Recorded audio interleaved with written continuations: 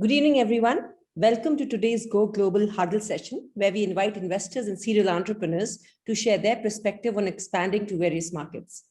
These sessions are targeted for early and growth stage companies. Today, we would be talking about expanding to Vietnam, Southeast Asia's 100 million population tech powerhouse. The moderator for today's session is Tran. Chris is the managing partner of CapConnect, a technical investment bank. Prior to that, Chris was the head of Asia Northridge Partners, an executive director in ASX-listed APD, and an observer board member for e-commerce. He's also a board member with TiE Singapore. Before I hand it over to Chris to introduce our speaker for the evening, a few housekeeping rules. We would be uploading the session on YouTube and sharing the link with all. Please ask your questions in the Q&A box for us to pick it up. There would be a Q&A after the fireside session. The session should be around 45 minutes. With that, Chris, over to you. Thank you very much, Siti, and just a pleasure to be here today with our TiE community. Bobby, it's wonderful to have you here. I'm so delighted to have Bobby to be with us all today. Bobby is a Singaporean based in Vietnam's capital city, Hanoi. Bobby has been a veteran of both the Southeast Asia and in particular, Vietnam tech scene. Bobby previously ran the Founder Institute, a community accelerator, and is currently a director of one of the hottest early stage Vietnam-focused VC funds, Touchstone. We are delighted to have him here with us today, and few have traveled the journey that Bobby has. So welcome, Bobby. Thank you very much for making the time to be with us here today.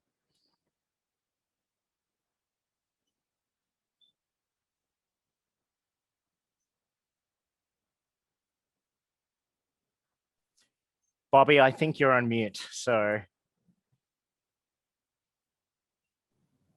You know, you can do this 100 times and you still forget to unmute. Anyway, thanks, Chris, for having me here, and thanks, TiE Singapore, for getting me on this webinar. Hopefully, I'll be able to share my 2 cents worth, and then you guys find it useful. Fantastic. And tell us about your journey into Vietnam. Now, you know, it's a journey of love, it's a journey of passion, and involves a little girl. So if you can let us know about how the Vietnam story happened for you, and then we'll get into the tech part. Okay, so basically, I have been in Vietnam since, or rather, I would say I first came to Vietnam in 1997 as a sort of passing over trip, because I was invited to a golf game in Vietnam on my way back to the US. So because I was working somewhere else. So I went to Vietnam with my golf set, thinking that I was just going there for maybe a 4 or 5 day holiday. But the moment when I landed, I knew I had to be in Vietnam. So after that few days of golfing trip went off, and a few months later, I came back. I got a job with a friend's company, running the marketing department. 2 years later, I actually, because of golf, I started a golf business. But then officially, I was still based in Singapore, although I stay in Vietnam for like 3/4, out of a month. And then I sold the company, went a few years. So basically that took up about 10 years. So that's the first part. So after I sold the company, I decided to actually move to Vietnam and make Vietnam as my home. A few months after I moved to Ho Chi Minh City, I decided to move to Hanoi, and that's where I've been the last 13 years. So yeah, I mean, it's something I've never expected, that this journey in Vietnam would last that long, and it's still going to be continuing at least. So yeah, and then the last 10 years, basically, I've been involved in tech.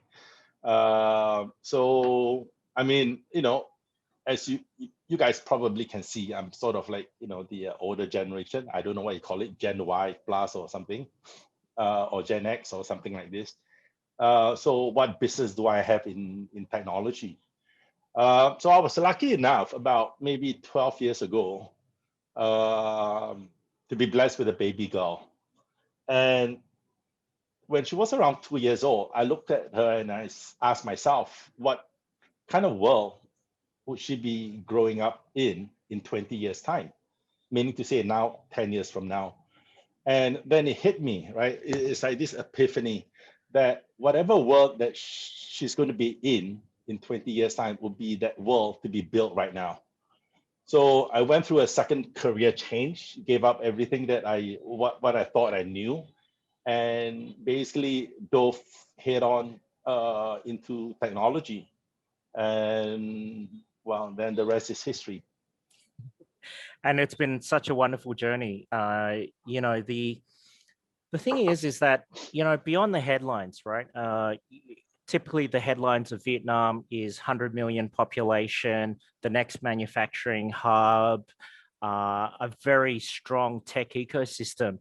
But to dig deeper, given that you've had experience there, you've settled in there, and have had this little girl there as well, from being on the ground, what do you see is so special about Vietnam? And it's a question that I know that you get asked a lot. What are the 2 or 3 elements that you see happening in Vietnam right now that make it special?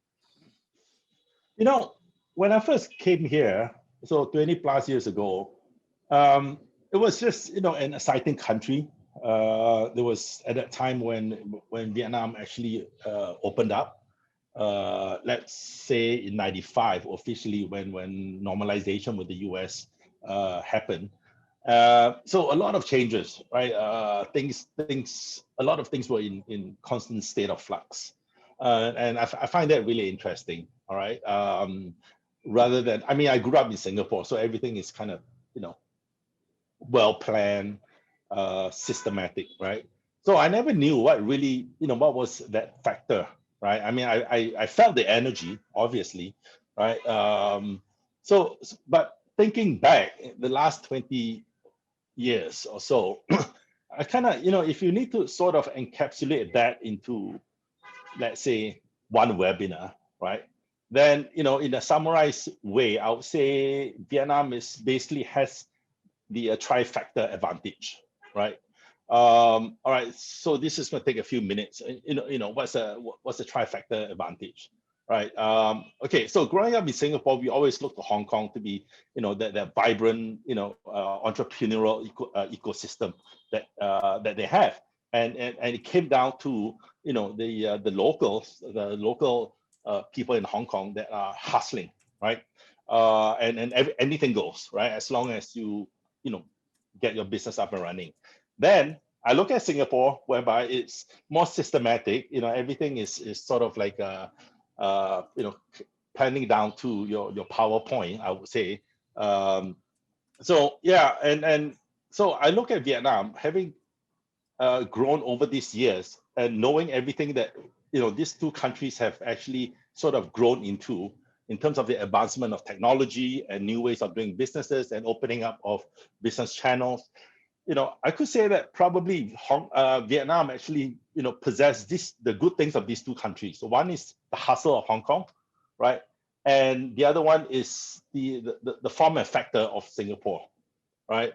Because I understand there are a lot of relationship between different ministries with Singapore. And obviously Singapore is a big investor in Vietnam, and you know, the influence sort of, you know, rub off.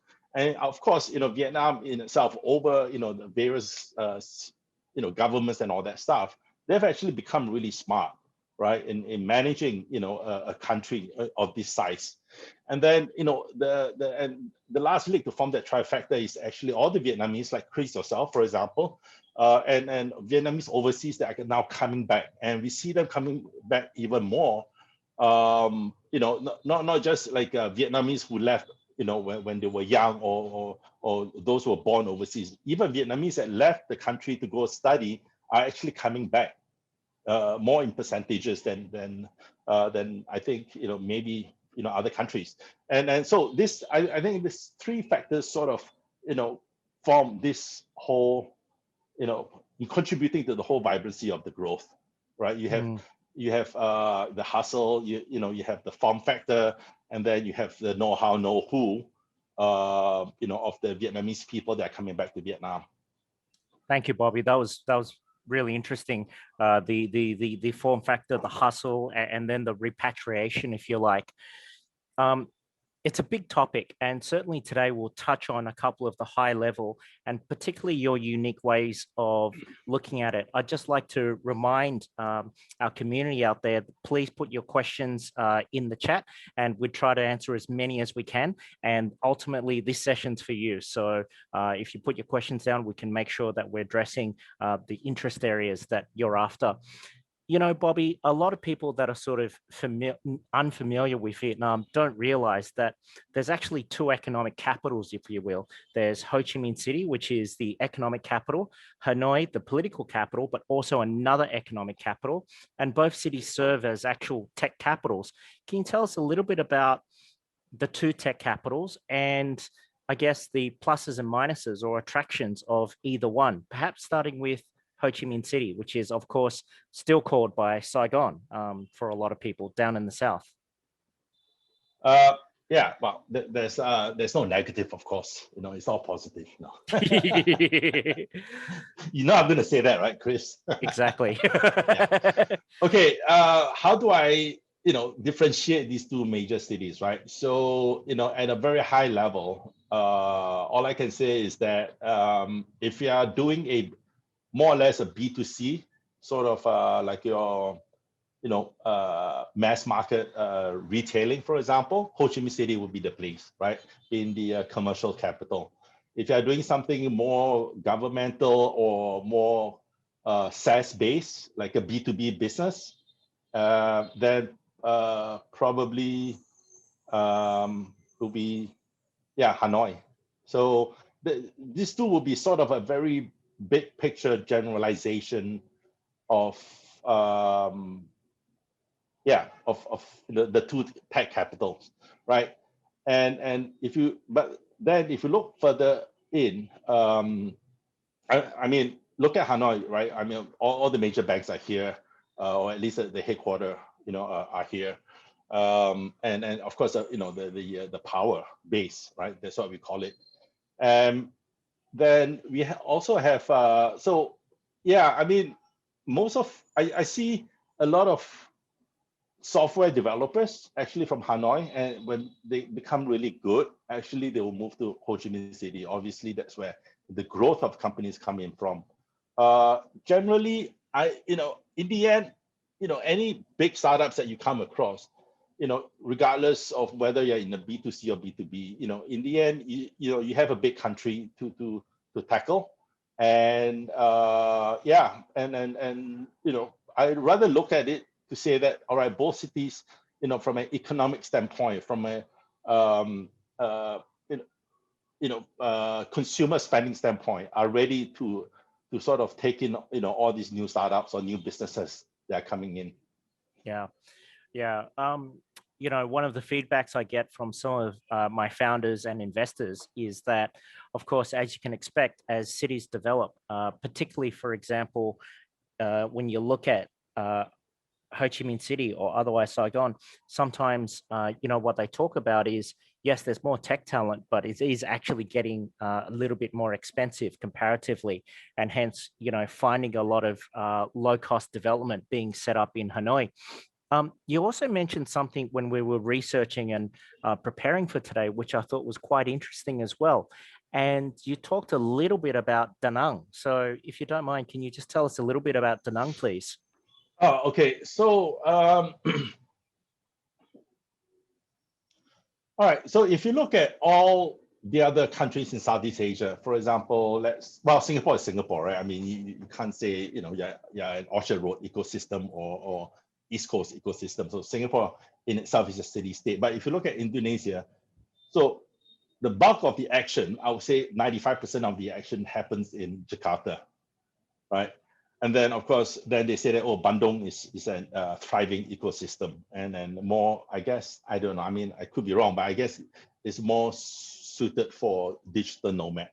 And then you look at Thailand, you have Bangkok, similar situation. And then you have Chiang Mai, a smaller ecosystem. So all these like smaller cities in these countries, we call them sort of like the tech second second city, all right, second city ecosystem, right? Because they've got their own uniqueness and niche, right? And Da Nang fit into that pocket, right? But then the difference is that Da Nang itself also has a few really good technology universities, and they're churning out software developers as well. I mean, I've actually met quite a few developers from the central area. I wouldn't call it Da Nang, but I mean Da Nang is a main city, of course, in the central region. But anywhere in the central, you do get a lot of developers. Why people do not really think too much about that area, because probably in terms of population is much smaller. Da Nang has maybe a little over 1 million. I would say in total 2 million in the central region. So a lot of all these software developers or technologists, they tend to move to the bigger cities like in Hanoi and Ho Chi Minh City. That's where I actually meet them for the most part. But then, there's still that, thriving ecosystem in that space. And I've actually, attended a few of those events. And it's nice. I mean, personally, and given the kind of work that I'm doing, I actually would love to move to Da Nang. And basically, I mean, I'm commuting anyways. Of course, I can't commute now, but in the long term, I guess I'll be commuting quite a bit. But commuting from Da Nang is really not a bad idea. And yeah, that's it's got all three elements, right? You've got the sand, sea, sky. Yeah. Perfect. Let's get a flavor of, what some of the bigger foreign tech companies have done in relation to Vietnam.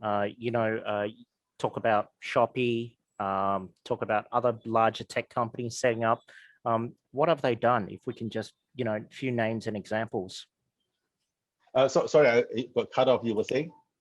Yeah, sure. So, let's just give our members a flavor of what some of the larger companies that have entered into Vietnam and what have they done specifically. So, for example, Shopee.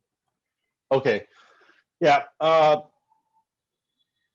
Okay. So obviously, if you are in the business of doing startups, and especially if your startups are getting funding from venture capital, then you're expected to scale, right? And scale very fast, very quickly, right? So every startup, obviously, has a dream of basically to regionalize, right? But I think the problem is much bigger than simply just having money.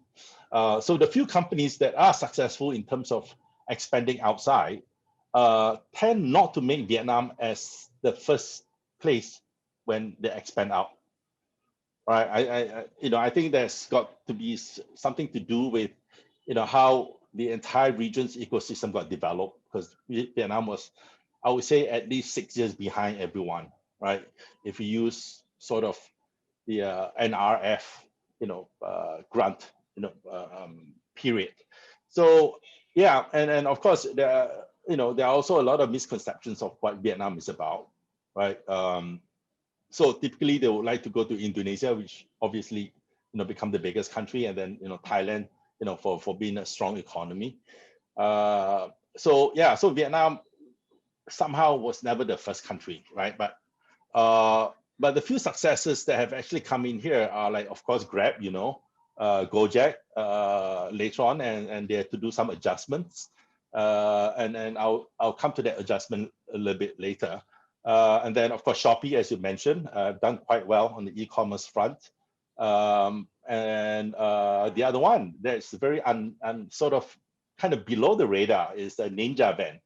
Yeah. Right? They have been fairly active against the flow of competition in Vietnam with the local logistics player, right? So these are probably the 3 or 4 names that I can recall that have been successful. But then, if you look back at how they actually expanded out, right? And I think it's really sort of getting experience in elsewhere and then coming to Vietnam, right? But then, of course, out of these 3 or 4 success stories, there are a lot of not so successful stories as well in expanding. And going back to Gojek, when they first came to Vietnam, they adopted this, I don't know for what reason, they adopted this go local mentality. So in Thailand, they've got a name. In Vietnam, they call it Go Viet. In the Philippines, they call it something else, right? And yeah, sure, if you read the news, we all know that they belong to Gojek, right? But then when you have a product that's specifically targeting the local consumer, right? And for the most part, 95% of these consumers don't exactly read tech in Asia, right? For that matter, right? So how would they know that GoViet is actually a big billion-dollar company, for example, right? So I think it was maybe, I can't remember the time frame, maybe last year or beginning of last year, they actually rebranded and became Gojek regionally. And I think by so doing, I think, you know, they're sort of, you know, capturing the market share. And the good thing is that, you know, it's an ascending market. So it's not like somebody has lost market share and the other one has gained. It's actually an expanding market, you know, that the two giants are sharing on. So yeah, and personally, I've got really good experience with Ninja Van on a few of the, although I don't use them directly, but then, you know, when I bought from some of the local e-commerce site, they actually use Ninja Van, and the delivery and all that stuff has been, you know, quite good, right? So yeah, shout out to Singapore. Yeah, and yeah, but the you know, the challenge of Southeast Asia is something that, you know, you cannot underestimate too much, right? I mean, everybody, you know, wants to scale. Yep. I mean, for example, if I have a startup in Silicon Valley, right, and I get a whole bunch of money and I say, all right, I want to scale to New York or Texas, it's not really a big problem, right? Generally, you have the same culture, same language and all that stuff. But then even with a bunch of money, right, from anyone from Indonesia or from Vietnam, if they want to scale out, you know, you pretty much come back to square one in your business, right? So there's no continuity in that sense. Yeah, thank you, Bobby. That's you know, it's pretty globally applicable, right? That no matter what market, you really have to study the market first and globalize. I really like the story that we talked about as we were preparing for today around the fact that, for example, there was that situation where we talked about the currency. Do you remember that little anecdote around the Vietnamese currency and that example that maybe we can share with the attendees today? Oh, okay. So all right. So this is not so much a startup, right? Years ago, and that would have been at least late 90s or early 2000, right? We're sitting around and there was this friend that related this story, right? And it's so poignant, right? This story. So he had a friend that sort of set up this vending machine business in, I think it was in Thailand, and it worked wonderfully, right? And within a short period of time, it got to be everywhere, right? And business was running good. Then they went to Indonesia, and it was like, wow, great, right? And then they decided to come to Vietnam. And then Vietnam was at that time, at that point in time, I think in early 2000, it was a failure, right? And they couldn't understand why. Everything was there. The machine was good. They've got all the FMCG people lined up, you know, all the snack people supporting them, the drinks and all that stuff. So they couldn't understand why the business, you know, wasn't really doing well. And then they realized one thing, right? They set up the whole business, and the one thing that they never thought about was that unlike Thailand and Indonesia, Vietnam doesn't use coin. So this is something that you kind of overlook, right? You think, oh yeah, vending machine. So the machine that at that time did not accept notes, so mainly only coins. So for Indonesia, you've got all the coins, all the rupiahs, and then Thai baht and all that stuff. But then coming to Vietnam, they didn't have coins. So basically, they actually had to change the local currency into some kind of a token, physical token, and that in itself is very unnatural for consumer, right? Why am I exchanging this? And then there's like one more step to go. And that actually contributed greatly, to that business not taking off, right? So I used to tell this story to a lot of startups that, whatever may work in your country, I think what they need to do is really look at it and say, all right, whatever I'm doing, and if my product or services, can actually scale regionally, then it's a good time, even from way in the beginning, to have an understanding of, I call it the 5 or 7 regional problems that the product or the service is serving. Then below the 5, 7, you have your local issues that you need to handle. And that's where you need to dive deeper, right? So instead of just basically focusing into the local problems, and sometimes you define the local problems as regional problems that do not exist. Yep. Okay, so getting a lot of questions, and one of the things that we know the audience is quite interested in is the sectors or opportunities that are available in Vietnam. And we do have some specific questions here. Regionally, it's no different. Vietnam has a lot of interest in logistics, e-commerce, and food tech. We will get to the audience specific questions on sectors, but can you touch on 2 of them that maybe people don't think enough about in relation to Vietnam? And of course, that was food and manufacturing. Sorry, can you rephrase that question? You're saying the 2 sectors, food and manufacturing, are not something that people are not thinking about? Something that people don't think as much about compared to logistics, e-commerce, and fintech, for example. Like Vietnam, Okay. when it comes to food. Oh, yeah. Which is actually a good thing that nobody's thinking of that, because then the local scene is thriving with all these food tech players, right? As a matter of fact, we were just going through 4 or 5 different types of food play startup that's involved in the food business. And if you talk about food, then you obviously got to relate to agriculture. So Vietnam, basically, Vietnam grew out of a farming country.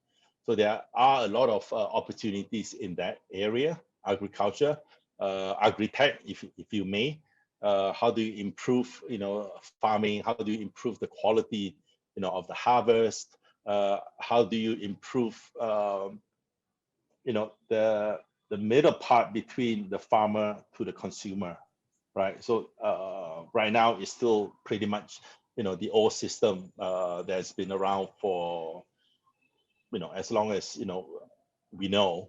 How do you use tech, to make it more efficient, to optimize the whole process? So there are a lot of players, in Vietnam particularly, obviously, because there are people on ground to understand the problem. So I mean, you can't deny that food is going to be a big portion, a big part of Vietnam, given that it's 100 million, one of the top countries in exporting coffee and rice, for example, right? So beyond this other thing, what about the daily lives of the 100 million people?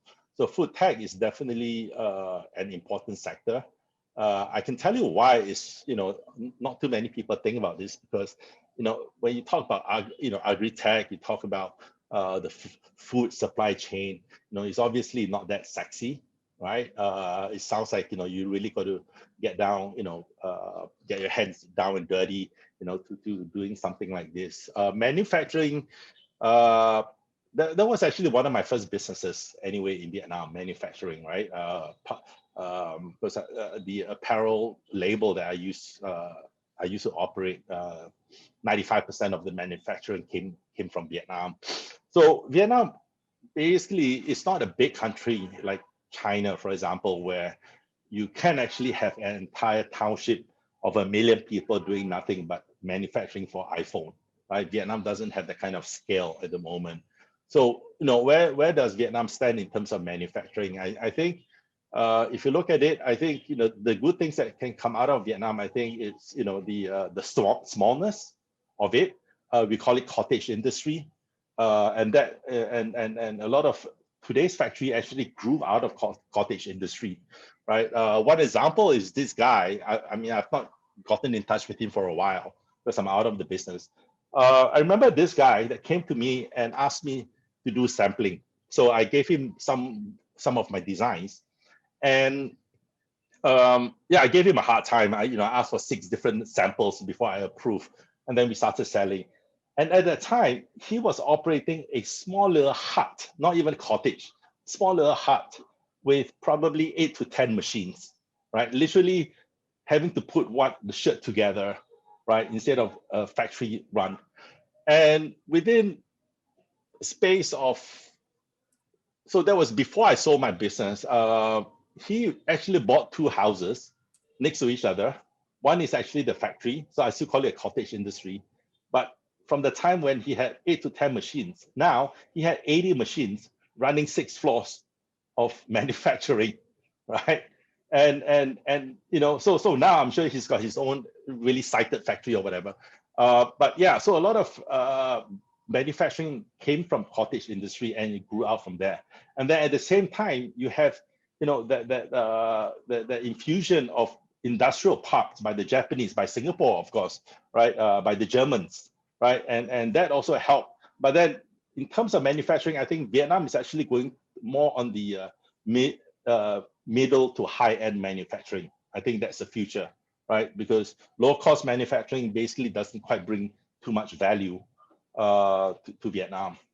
Yeah, and if I understand the stats correctly, some 20 years, Vietnam was actually doing around 12 billion around the 2000, and last year it did around 300 billion of exports. So that's a there you go 25 times increase. And as we know, here's a little anecdote for you, right? And that was not even recent. That was like maybe 7, 8 years ago.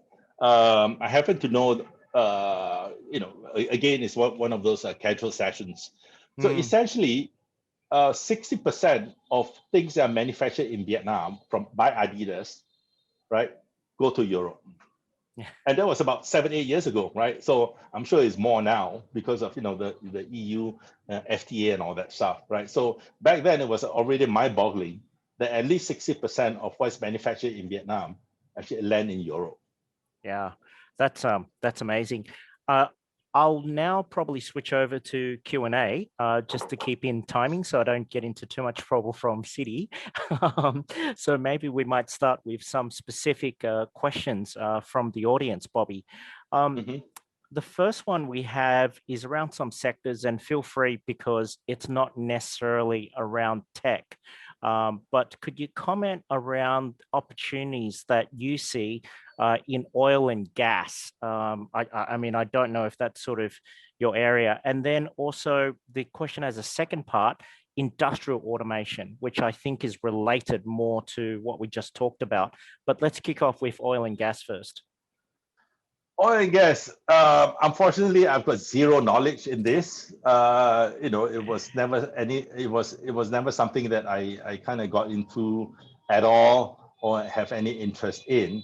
Although I can say that when I first came to Vietnam, there's this little island in the south called Vũng Tàu, which has been known for oil refinery and exploration, and is still continuing today, where it's considered as that. I believe there's a few mining spots around Vietnam. Obviously, Petrolimex, which is the state-owned oil and gas company in Vietnam, is obviously quite strong and quite active in the market. I believe if you look at it from an energy point of view, rather than specifically just in that product of oil and gas, I think if you look from an energy standpoint, then I think as a national policy standpoint, Vietnam is actually very active in trying to get into this whole renewable and energy side of things. Will Vietnam anytime reduce fossil fuel? Looking at 60 million motorbikes at least in Vietnam, it's kind of it will take a few years. Yep. Okay. Perhaps let's talk about the automation part, the industrial automation. Particularly in Hanoi, lots of investment. For example, the South Korean group, SK, which is $60 billion conglomerate, just dumping, literally dumping, rumored $3 to $5 billion into Vingroup, right? Which is a large conglomerate, Vietnamese conglomerate. Then, of course, there's VinFast, which is Vietnam's own car company. Samsung, of course, building all their phones there. What do you see in terms of industrial automation specifically? Industrial automation, yeah. So I remember 2 years ago, in one of those government initiated conferences, they were pushing this whole industrialization, industrial 4.0, right? And yes, they are looking quite seriously into automation, and I guess the manufacturing sector is really looking into that to sort of boost manufacturing. I have also met some startups that are sort of right now just getting into automation, right, for factories and all that stuff in various capacities. It could be robotics right down to maybe maintenance, for example. So yes, it's something that I think it's not something that's immediate or in the near future, but I think in the medium term you're going to see a lot of all this hardware automation play coming to Vietnam. And then of course you have the Koreans coming in, the likes of Samsung and all that stuff. And I believe it's fully automated, right? Then the next step, you're going to look at probably not just in the manufacturing side, but then you look at TiE, Sendo, for example, right? If we talk about Shopee and Lazada, so these are the 4 e-commerce players, so yeah, and if they are smart enough to take so a leaf out of what Amazon has done, then yes, you're going to see full-on automation, just simply to make it more efficient and more seamless. Yeah. I think it's just worth mentioning also, maybe the infrastructure side of things, right? So maybe just a bit of a confirmatory remark. Vietnam is going full steam ahead with 5G and data center as well, right? In terms of just, the right infrastructure that's required, of course, for 4.0 and a proper digital economy. Yeah, if I'm not wrong, Viettel, the biggest telco in terms of reach, is trialing 5G. And if they go according to the timetable, then 5G should be released, at least mass release by end of this year. Okay. So yeah, so Vietnam, when it comes to telecommunication, mobile, and all that stuff, Vietnam is moving quite fast, right? There was an article or a survey or report that I read that the mobile penetration here is 145%, right? Or at least a sale of devices, right? Sure. So I remember when I first came here, there was no mobile phone, right? There was maybe some Motorola, whatever. And I remember walking, and there was only a very short period of a few months, or maybe a year. I was walking down the street of Saigon, and there'll be, like every 6-7 houses, there'll be a person looking after a stand, a glass, sort of a glass top stand. And they'll be selling different things, right? From watches to lighters and all that stuff. And there's always a phone at the top, right? So I was curious, wow, in my mind I was thinking, okay, a phone, it's a landline. And yeah, so I thought, okay, fine, they're entrepreneurs, they need the phone. But then later on, I found out that the phone actually serviced the 5 or 6 shop houses in between. So you're gonna, if anyone needs to make a call, they'll go to that booth and give this guy maybe, I don't know, 10 cents or something, right? And then to make a call, or if a call that comes in, then he will just, basically shout and say, hey, there's a phone call for you. So I actually witnessed that. And of course, back then when Vietnam first opened, I mean, imagine nationally, if you need to lay down the landline, that's going to take years. So basically, Vietnam skipped the landline and went straight to mobile, right? Yeah, and then and from there, basically, I didn't really use too much of dial-up, maybe a couple of years, and then they went straight to broadband, right? So in terms of so I've seen a few technology leaps, in Vietnam in that sense. So 5G came on the heel of all the other nations doing it. So yeah, it's pretty fantastic. I've got a couple of maybe more operational and software questions coming up, and then we might sort of get you to wear back your investor hat. Talk to us a little bit about the levels of English language proficiency in terms of the engineering talent in Vietnam, if you can, please. Written and, of course, spoken. Okay. Now, think of it this way. Let's say, Chris, all right, do you know any coding? No. Okay, neither do I. Okay. But if let's say the both of us want to learn coding, where do we go?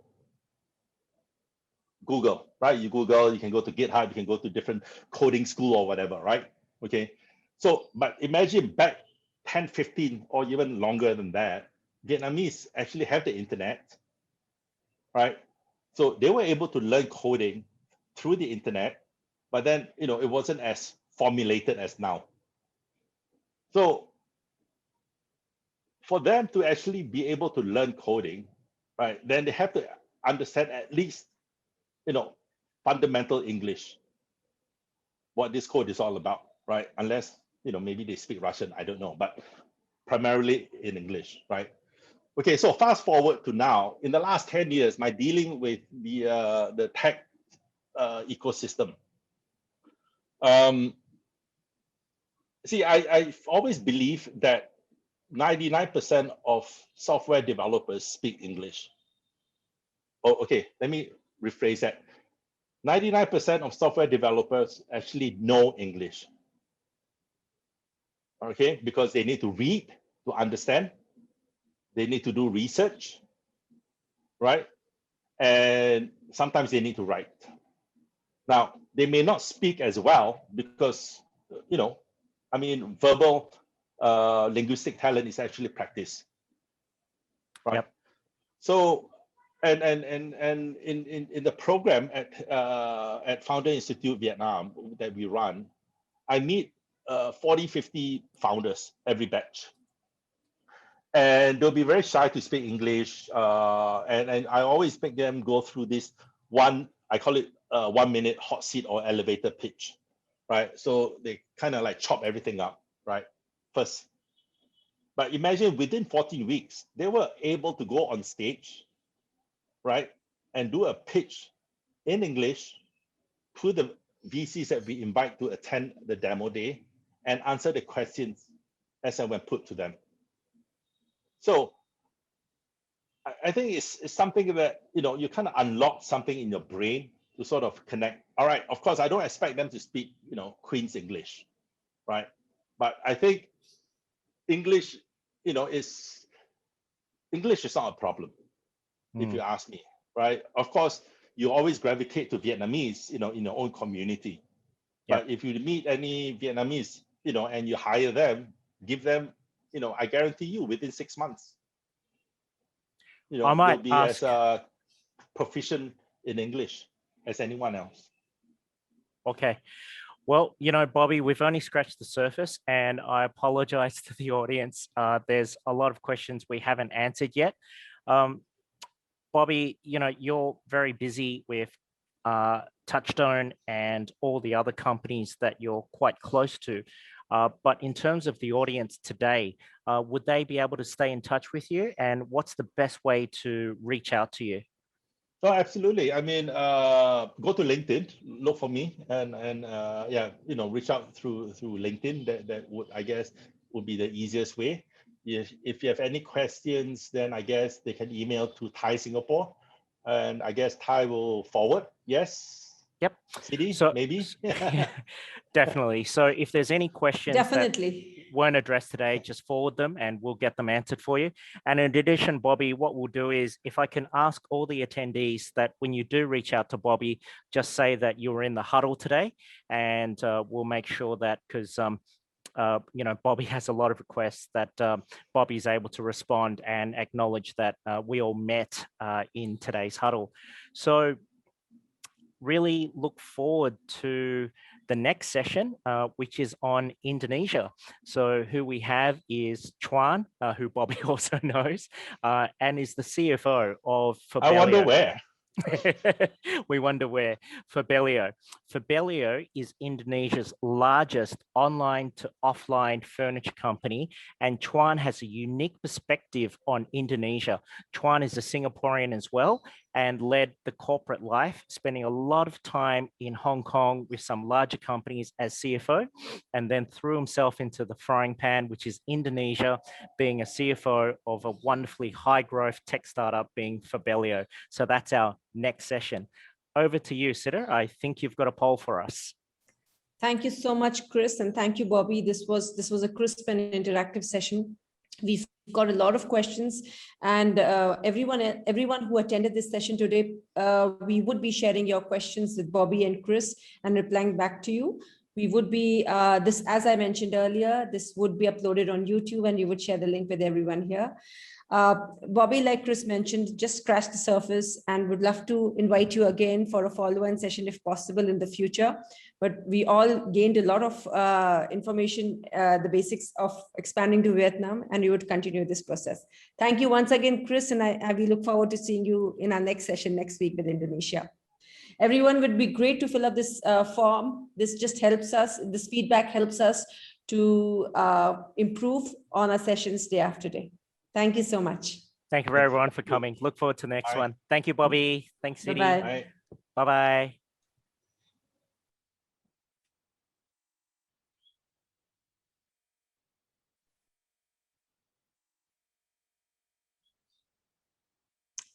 Chris, thank you so much. This was really great.